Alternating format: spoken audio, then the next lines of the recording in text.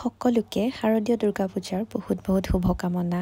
এয়া আছিলে সপ্তমীৰ দিনাখন ৰাতিপুৱা সেৱা কৰোঁ বুলি মই আৰু ভণ্টি ওলাই গ'লোঁ। প্ৰথমতে আমাৰ ঘৰৰ লগৰে এখন পূজাত আৰু ইয়াত ধুনীয়া অঞ্জলি লোৱাৰ টাইম হৈছিলে, সেৱা কৰিলোঁ। আৰু এইবাৰ পূজা একেবাৰেই সেমেকা। এয়া চাওকচোন, গোটেইকেইখন পূজা মণ্ডপত কেৱল জুবিনদাৰ ফটো দেখি ইমান বেছি বেয়া লাগিছে। এয়া আছিলে বাৰোৱাৰী পূজাখন, তাতে আমি গ'লোঁ ভোগ খাবলৈ। আৰু তাৰপিছত আমি গ'লোঁ এয়া বৰষা বাহঁতৰ পূজাখনলৈ।